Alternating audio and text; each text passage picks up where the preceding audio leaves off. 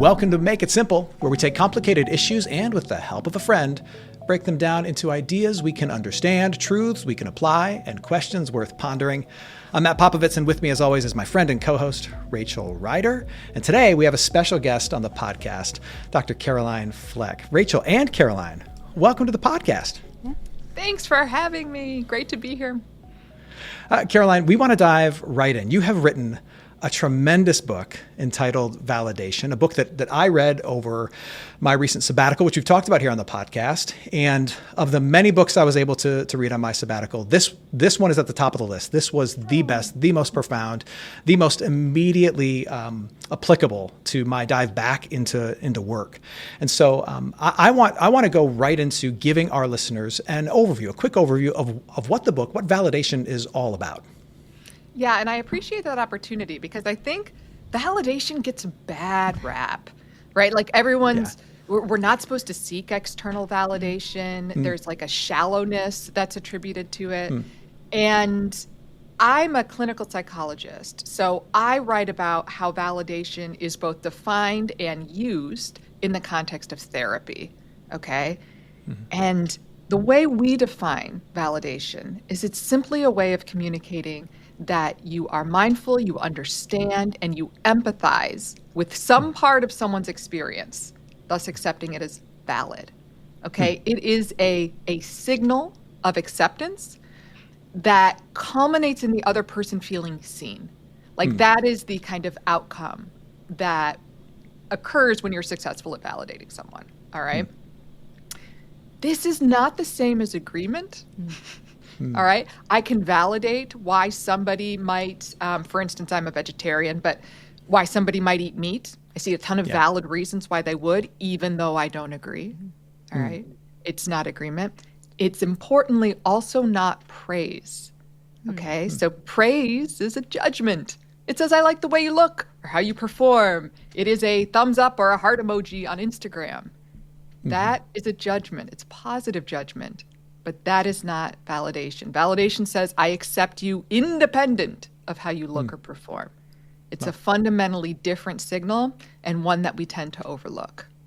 Do you think that at times, as people wrestle with what it means to validate somebody else, they worry that to validate someone especially with whom they disagree, or who is just very different from them, and maybe there's parts of their life or their lifestyle that they just don't understand or maybe just outright disagree with.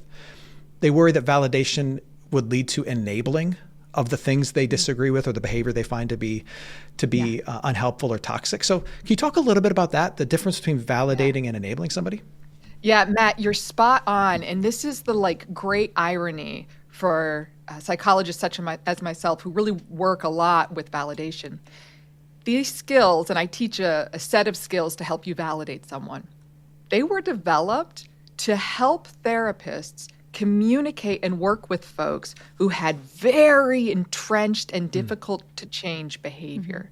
Folks who were saying and doing things that were often very problematic in the context of relationships. And so there is this sense that if I validate somebody, then I'm just going to be reinforcing them. When in fact, we developed these techniques to help us change problematic behaviors.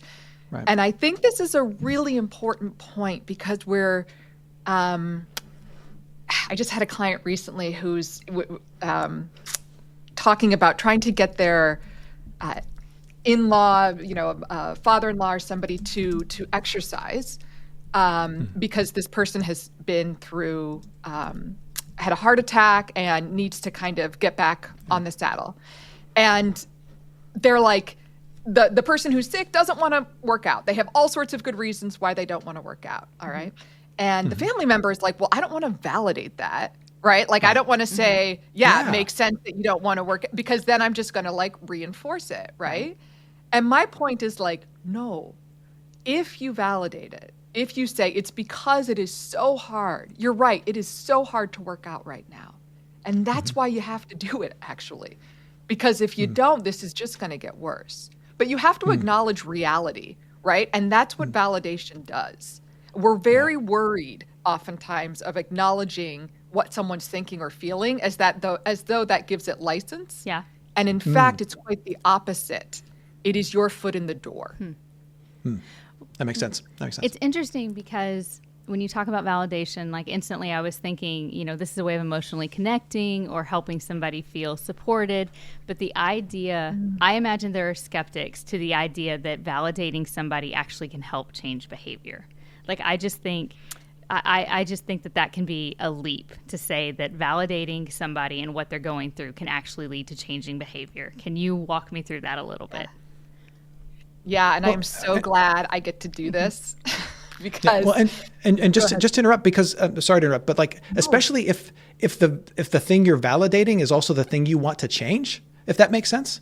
So how do you validate someone and lead to behavioral change if the thing you have to validate is real, is the very behavior that you're hoping shifts or modifies? Yeah, so let me be really real for a second here. Yeah. I said these skills were developed in the context of therapy for therapists. They're used, they were developed in a treatment for what's called borderline personality disorder, which is a condition that's characterized by a lot of self-harm and suicidality. So not only do I need to change those behaviors, but I need to do it quickly and efficiently, because if I don't, someone could die or they could hurt somebody else. All right. Yeah. And yet I am sitting here, I am here to tell you that I cannot affect change. I cannot get through to that person if I cannot see the validity, some kernel of truth in what they're doing. I need to be able to see their perspective. This behavior serves a function for them. There's a reason they're doing it. There is a cause for every effect, all right? I just need to acknowledge that and see that.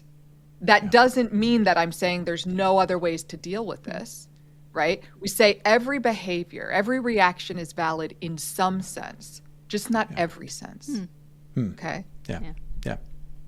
No, that makes total sense. Can you give me an example of what validation, outside of a clinical setting, of what validation this tool utilized looks like in a very mundane kind of practical setting, like a conversation between spouses after work, or a conversation between a parent and a child? What does this look like in those kind of situations? Because I want to use this with my teenagers, so I'm glad you asked.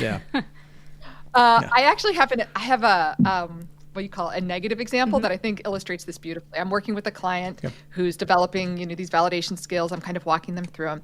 And he says, "Oh, Dr. Fleck, I screwed up last week." Okay. So he's making pizza with his daughter outside. Like, they have this nice new pizza oven, and the daughter has a bunch of friends over, and they're making this pizza. They've been doing it for half an hour. And the kiddo's like 13, right? So like peak time in her life for being sensitive to humiliation, embarrassment, criticism, all of these things, right? So that's just, and friends are there. This is a recipe for disaster if this goes south. Sure enough, after they've made the pizza, she goes to put it in the oven, and it gets like stuck, and the pizza dough kind of starts to smush. And Dad in this situation jumps in and says, hey, pull it back. He kind of starts to intervene. And she's saying, I got it. And he's saying, you don't got it. And then the whole thing falls apart. And then she starts to cry. And then the friends leave. And his immediate response was, it's okay. Hey, he said, this is not something to get upset about. We can order a pizza. We can make another pizza. Calm down. All right? It's going to be okay. And what he followed up with me to say was, I completely failed to validate her emotions. And he was right. Because what he swept in to do there was to problem solve. Right? To basically say, you should not feel upset. Your emotion is wrong here. So we considered what it would look like if he had validated her, which would have been, all her friends had, gone into the house, and it's just him and her. And if he had said, listen, it makes total sense that you're upset right now, okay? You guys worked on this for 45 minutes. Then I jump in and just make it worse and make it look like this is all your fault. Like, no wonder you're embarrassed. No wonder you're upset. I totally get it. Do you need a minute? Like, how can I, how can I help with this situation here? What do you need from me? Just to acknowledge that her emotions made sense, right? That is the difference between like validation and problem solving.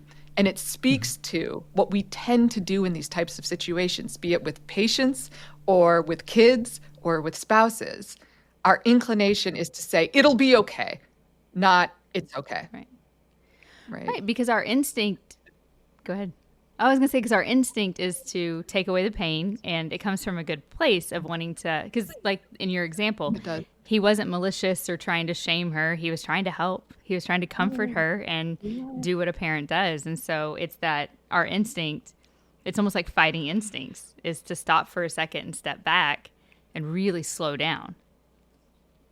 I would go a step further and say that it's also fighting programming. Most of us were raised on what the very strategies that we use. Yeah. Right? Like, I don't know about you, but my parents weren't like ones to, and they were great, but they were not ones to sit down and be like, it makes total sense that you're crying after failing this quiz, right? They were like, we'll get a tutor. Or like, right? I mean, that's just, we have a very problem-solving oriented culture. An academic system and everything else. We train people in debate, not collaboration. Very different skill sets. We just don't emphasize the latter. And so it's not surprising that it's hard for us, I think, as adults to cultivate that, even with when our intentions are as good as they can be, with our kids. Yeah. So as part of what you're saying, that we jump too quickly to trying to solve the problem, but the first step is really just to acknowledge with them that there is a problem, or that what they're feeling is real, right? And that if you were in their shoes, you'd probably feel the exact same way, right? That's right. To a degree, yes. To whatever degree you can. To whatever degree you can, yeah. And you talk in the book about really so much of the science behind this, and you talk about how when we are calm, something happens in us, and there's a whole lot of possibilities for like behavioral change and things when we're actually calm, and that validation is a means, a tool to get us to that calm place where real change can happen. Can you talk a bit about what happens inside of us, like in our brains, when we are validated? Yeah, I often say it's like giving someone a natural sedative, because physiologically it has a very similar effect in that it decreases sympathetic arousal. All right. So in conversations that are like high in conflict, if we have in research studies measured people's heart rates, galvanic skin response, all these other indicators of physiological distress, what we find is that when they are validated, those indications they decrease. We see less physiological arousal. And when you decrease sympathetic arousal, you increase the ability to take another person's perspective, pay attention, all of that higher cognitive functioning that shuts down when we're really distressed, it comes back online. Okay. And so that is the power of this stuff, especially when we're talking about like conflict and high emotion situations, right? Imagine if you could just like say something that was tantamount to giving somebody a Xanax, Right. And like truly, I work with a lot of couples and I do a lot of conflict mediation. That is the power of this stuff. Yeah.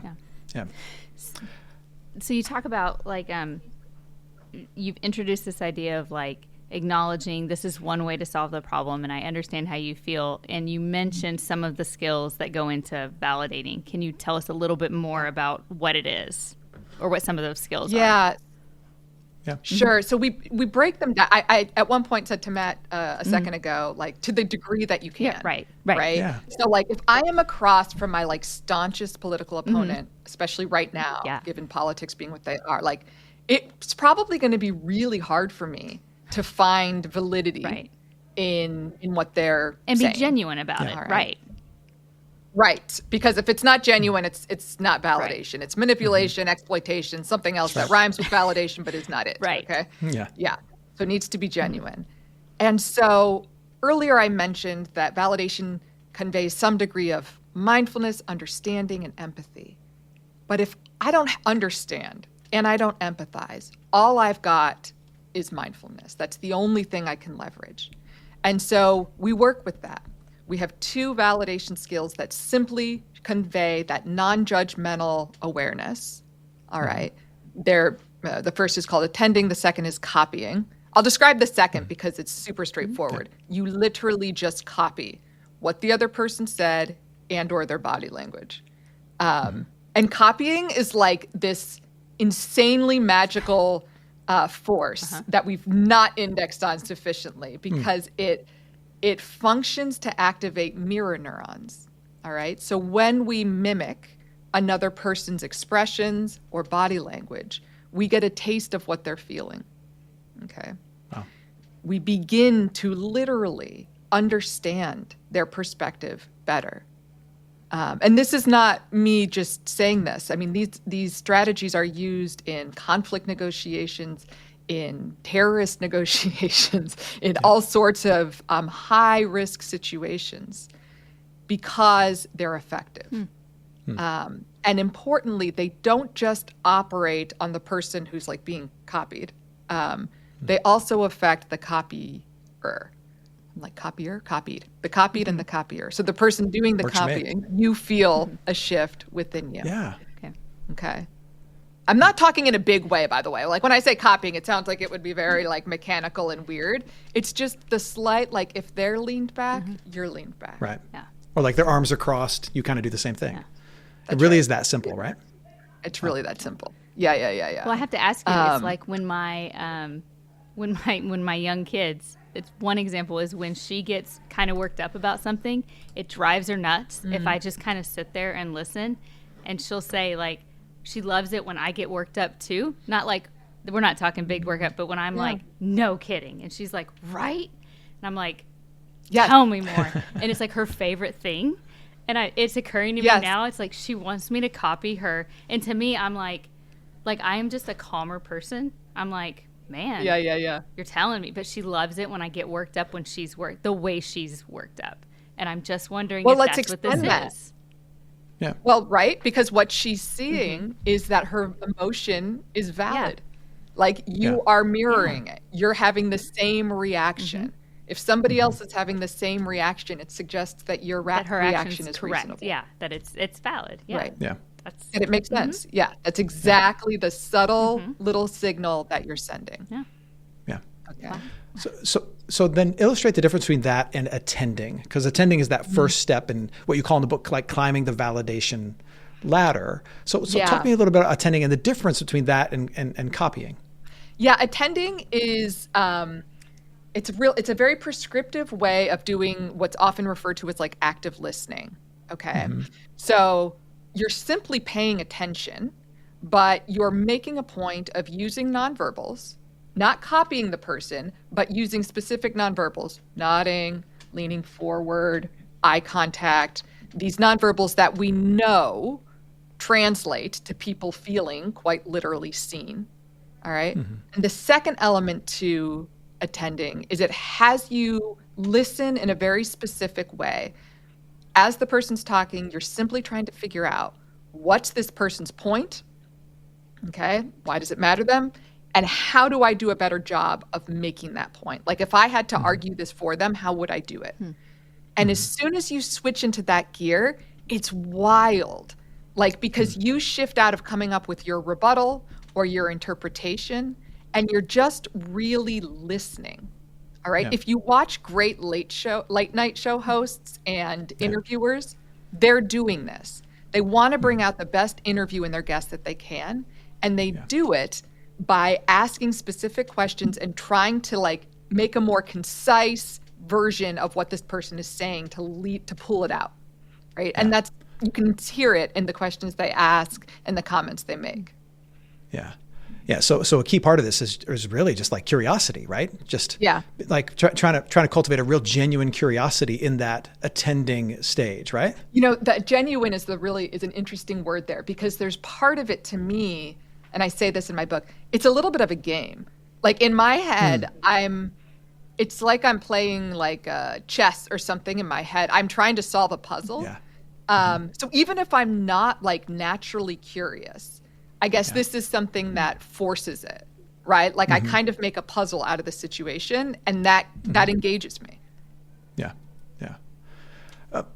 Caroline, what do you think so for those who are listening who are like, okay, so there's something to validation. They said in this interview, it says in the book that it's kind of a superpower. It has some real potential impact in my relationships. what are some of the differences people could immediately start to see in some of their relationships should they really give time and attention to the practice of trying to validate the people around them that they're interacting with? What's some of the fruit of this that they could start to see maybe almost immediately? Yeah, I have a big carrot attached to this. I think that validation is in many ways a conduit to love, to true love, in a sense. Yep. In that, if we don't feel truly accepted for who we are, it's hard to feel deeply loved. That's right? If I feel like folks are judging me for the experiences I've had or how I've managed them or how I'm reacting right now, it's hard to feel loved in that sense, right? And so the more acceptance there is in a relationship, the more honesty there tends to be, right? So in terms of things that you'll notice, honesty is often in the conversation, you'll see it. Kind of more information comes up. Rachel, you were, describing with your daughter. I imagine in those conversations, you get a lot more out of her when you are matching where she's at, right? So honesty, psychological safety. Okay, the person literally feels safe in your presence. They will seek you out more. They will take your advice more. Again, we've got a ton of research on that. That's really interesting. But ultimately, what does this lead to, in my opinion? It's love, right? It results in somebody feeling truly loved for who they are, not how they perform. Yeah.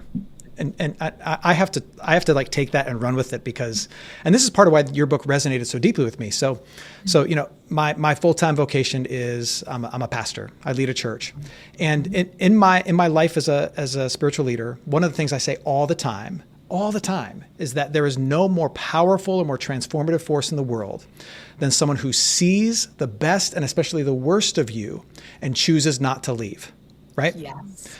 They see the whole picture of who you are, and they don't get up from the table and walk away. They stay, and not only that, they don't focus on the problems or the pains too much. They look at you, they see the negativity, they go, okay, I see it. What's for lunch? What are we going to do together, right? That there is no more powerful force in the world than being fully seen, and in being fully seen, not being rejected. And of course, in my context, I then pivot to, the gospel. That's what this is all about. God fully sees you, and then through Christ, chooses not to reject you, right? There is no more powerful force in the world. And what I found in your book was this practical guide to give people an experience of that, of being seen, understood, and accepted for who they are, while also not giving them a permission slip to indulge all that, all the stuff that still needs to grow and change. That's right. It's really fantastic, and really fantastic in that regard. Yeah. Go ahead. I was just going to say, on that permission slip point, because I think this is a real sticking point for some folks. I often find myself, especially in my work with clients, saying things like, I care about you too much to let you keep doing this, right? There's this quality that I am in a position now to comment on what I'm seeing, or to have boundaries, or to give you feedback because I see you clearly, right? That's the street cred that you get. And in the absence of that, folks really aren't as likely to listen to you, or at least they do, they're going to hear judgment, and they're going to feel either shame or blame. Yeah. Yeah. And I also know, again, totally agree. And I know for myself, one of the things that this book empowered me to do was to see my goal in pastoral care as different from trying to fix somebody. Because very often, caregivers can get caught in that trap of saying, my goal is to somehow make this all better for you, right? Yes. To fix the problem, or to equip you with something that you can then go and apply and fix the problem. And I feel like this really got me off the hook. This affirmation that validation really is the key that your book gave me. What I really got was this new understanding of what my task is when I meet with people, when I preach to people, when I lead people, which is to really just say, I see you, I understand, what you're going through is real, and then that opens up the opportunity for change while keeping the the ownership of change on them. That's and right. not on me, right? That's right. That's right. Yeah. Oh, I'm so pleased to hear that. I think that really resonates with my vocation as well. I mean, as a therapist, you think you're going to do all of this, like, I don't know, like analyze people's minds and all like this, deep interpretation. And at the end of the day, often the most therapeutic thing I do is be genuinely present and non-judgmental in the darkest times. And insist on it. And like you said, just like continue to show up. I do think that is curative in so many different ways, be it mental health, be it spiritually, right? Like that is, it's the common denominator. Yeah, I totally agree. So Caroline, let's say somebody's listening to this and they're like, cool, this book is in my Amazon cart and I'm ordering it, and until it comes, this is like one more way I want to connect. It's one more thing I've got to do, but I don't even know where to start. How do you make this simple? What do you say to the person to just, how do you start using validation in your everyday life? And let's assume everybody listening is not a clinical psychologist. Yeah. One of the easiest little hacks I've got, and it kind of speaks to something Matt was just describing in his work of like, we're really problem solving oriented, right? We're really about like, we got to fix the problem or the fight. We got to get to the meat of it. And I just encourage folks, some of the best advice I ever received from a mentor early in my career, when someone comes to you with something or you're in the middle of something, just ask yourself, should I respond with problem solving or validation? Should I try and change or should I convey acceptance? All right. Just that little pause, like what's really needed here, because our tendency is to lean on problem solving.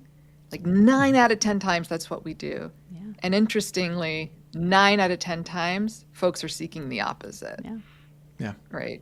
And so that we need to catch ourselves. It's as simple as that.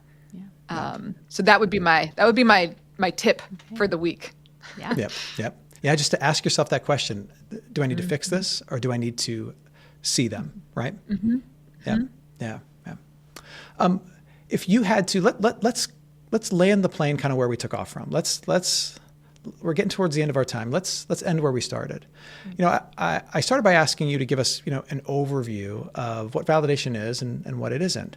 And I want to kind of come back to that and maybe even give you the challenge of making it even more concise. Like if you had to give someone a definition of validation that they could fit on a sticky note that they could put on their bathroom mirror, so that they could see it and be reminded of what their aim is in relationships in order to love people really well.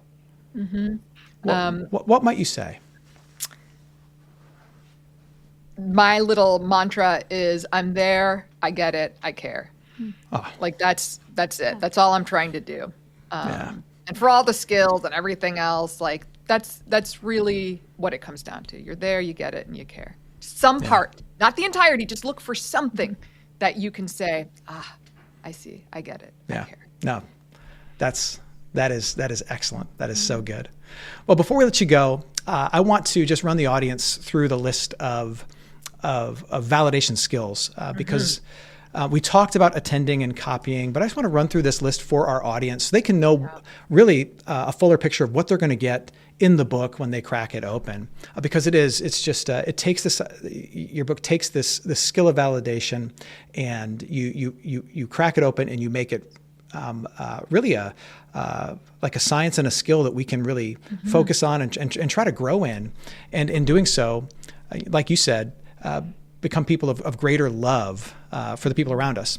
And so you talk about attending and copying, and then we move to the next 3 steps of equalizing, contextualizing, and proposing, and then emoting, taking action, and disclosure. Caroline, if there was one more step in all the validation steps that you outline that you would maybe leave with our audience as something they can look forward to learning more about, that's going to prove to be really helpful in their effort to validate and love other people well, which one would you highlight? In the book. Skills? Of those skills. Disclosure. I think And I'm excited about this one because I think it's having a moment. Okay. I think we're radically starting to wrap our arms around the fact that when people are vulnerable and real, we connect better, and both people end up feeling more seen. I am so ready to be past the facades and the photoshops.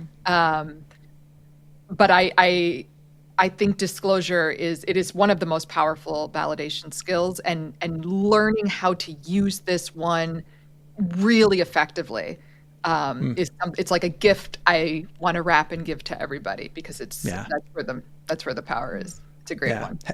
Have you noticed anybody just, in the culture that like is nailing the disclosure piece in a way that's oh gosh, that's so good?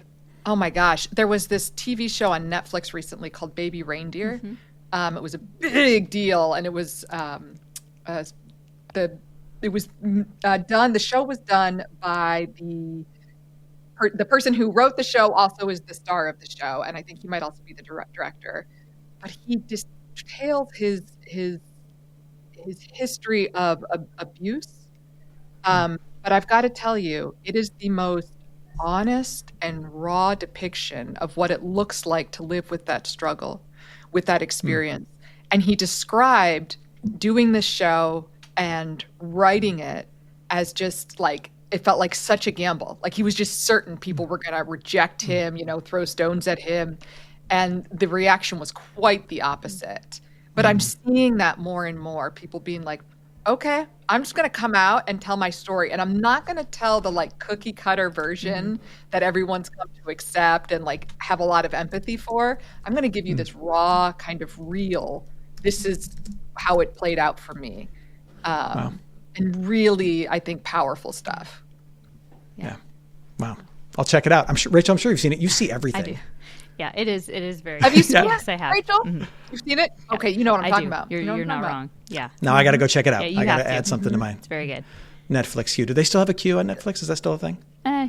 Whatever. You can just watch what you want. Okay. Have a list. Yeah. They're not mailing DVDs anymore? That's not a thing? Oh, man.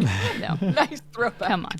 Yeah. Caroline, thank you so much. This was really, we looked forward for this for a long time. Matt has been talking about this book for a long time. I actually held off reading it. It's quite honestly probably been because I annoying. knew we were going to be speaking, and I wanted to talk first before I read it. So now I'm going to go. It has been sitting on my nightstand, so I'm very excited to open it and read it. Thank you so much for joining us. This was very, very helpful. I appreciate it. Yeah. Awesome, guys. Thank you so much. Take care. Yeah. You too. Take care, Caroline. Thank you. Bye. Wow. Well, that was fun. That was very exciting. We have been looking forward to talking to her for so long. I'm so excited. Yeah, we have been. And I know I've been talking about that book since I got back on you have, sabbatical. nonstop. So thank you, Rachel, for indulging me and believing me that it's a worthwhile skill to investigate. And it really is. Like Caroline says in her book, it really is kind of a superpower, because the impact just this well-developed skill of validating can have on the people around you is really unlike anything else I've ever encountered, like as a skill in life and leadership. Just the art, the science of validation. Rachel, I know we had a quick conversation about a deep topic with Dr. Fleck, but anything that stood out to you as particularly impactful from our chat we just had? I like, she said something where I thought was really great. A question to ask yourself is, how would I argue this point for this person? And I thought that's a really good that's a really good way to look at it, is if I had to describe this in defense of this person, how would I put this? And I think that that's a really unique way to say, like, it's another way to put yourself in that person's shoes, is how would I defend this for this person? And again, that's not agreeing with them. It's not even actually defending them. It's, but it's having to really think, like, how would I put myself, how would I explain this for them? I think that's a really unique way to do that. Yeah. What about you? Yeah. No, I love that as well. And like the context of that is she's talking about that very first step of actively trying to offer validation to someone, that attending step where you're trying to be a really empathetic and engaged listener. and just playing this game of saying, if I were trying to make their case, make the case that they're trying to make for their situation, how would I do it, and how could I even do it better? Just genius. Tim Keller used to say that when it comes to trying to understand your theological opponents or your philosophical or worldview opponents, what you want to try and do is try to get to a place where you can articulate their viewpoint in a way in which they would agree with, right? Yeah. And I think that's kind of similar. No, I think that's an awesome first step of trying to validate somebody, just trying to attend to what they're thinking and feeling.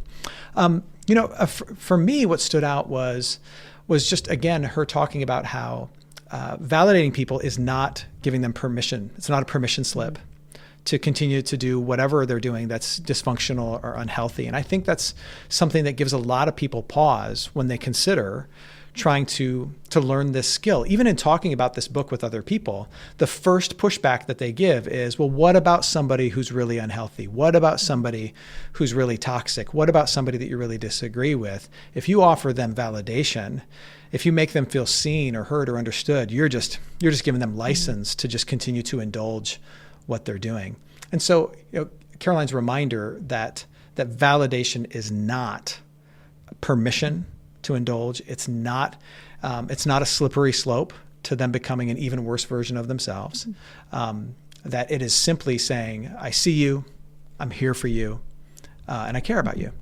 That's really it. That's really it. And how that unlocks a whole lot of other potential for amazing things to happen in your relationship when you're just able to give them that gift. Yeah. What's the difference between you're on that side of the line and I'm on this side versus I'm on that side of the line with you? Yeah. That's right. Yeah. That's right. Yeah. And anything else stand out to you, Rachel, from this conversation with Dr. Fleck? I mean, lots of things. It's, I'm like a John Townsend stan, but a lot of it is in line with what he says. He talks, he often does this image of if somebody's in a hole, if they're stuck in a hole, anybody can walk by and throw down a rope, but not very many people will crawl in a hole with you. And a lot of times that's what we need. And of course, people need to get out of the hole. We need our problems solved, and we need people to come alongside us and solve their problems. She's not saying don't solve problems, don't help change behavior. Right. But if you don't have somebody that's willing to get in with you and help you get out, like that's just you cannot underemphasize how important it is to feeling understood. Like there's just nothing like it. Yeah. I'm not going to be open to your assessment of why I'm in the hole or your take on just how deep that hole is until I know that I'm in it, right? And there's probably very little likelihood of me getting out of it until I'm not alone in it, and I've got somebody who's proven that they see the depth of it, they understand it, and they're in it with me, right? No. I agree. I heard shades of John as well, especially when she talked about like validation really is in so many ways about just recognizing reality for somebody. And, John Townsend likes to say, it's either him or Henry. Sometimes I get their stuff mixed up. It's they like to say reality is your friend. Yeah. And it's just about befriending the reality that this person you care about finds themselves in. Right. Yeah. And again, that's not necessarily a permission slip for it to continue, or that you're signing off on its that where they are, what they're doing is right. You're just saying where you are, what you're wrestling with is, and I see it, right? Yeah. And there's just real power there. All right. Well, Rachel, what's your make it simple takeaway? So my takeaway is really driving home where she said, ask yourself, do I need to solve a problem, or do I need to just listen? And I even take that a step further. And in our family, we'll even ask each other, especially me and Jeremy, we'll ask, do you want me to offer solutions, or do you want me to be a container? And I tell you, when I say 99 times out of 100 between my kid, whether it's my kids or with between each other, it's, I just need you to be a container. I just need you to listen and hold this for me. Very rarely do we say, I need you to help me find solutions.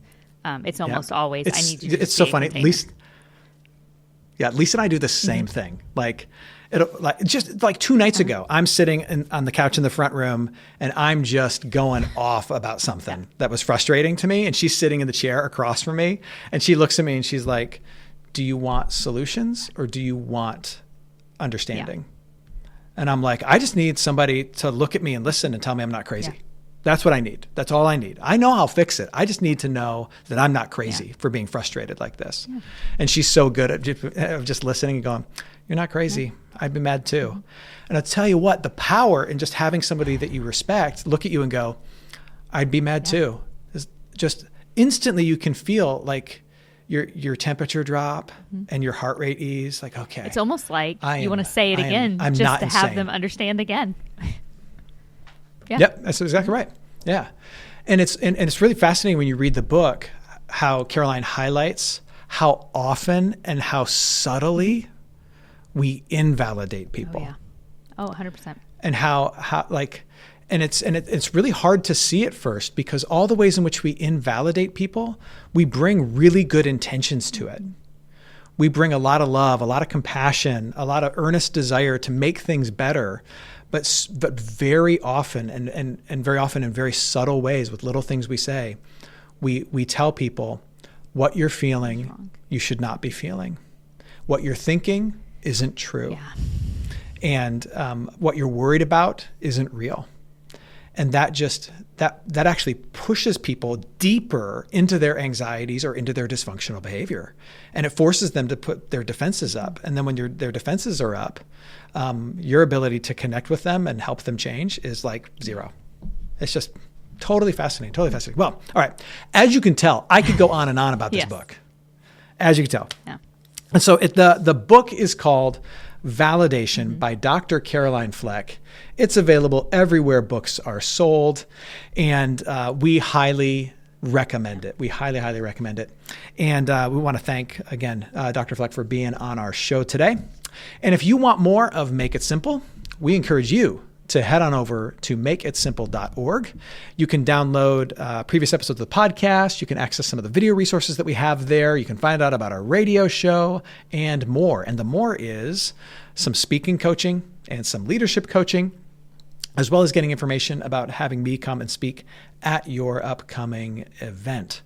So head over to makeitsimple.org and find out more. You can also follow us on all of the socials. Well, Rachel, I want to end this way. I just want to say, I see you. I'm here for you. And I appreciate you. Back at you. What do you say?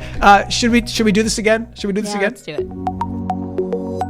Hey friends, thanks for listening to Make It Simple. We hope today's conversation helped you see life and faith with a little more clarity and a lot of encouragement.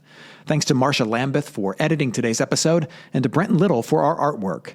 If you'd like to catch up on past episodes, find more resources from Make It Simple, or share the show with a friend, head over to makeitsimple.org.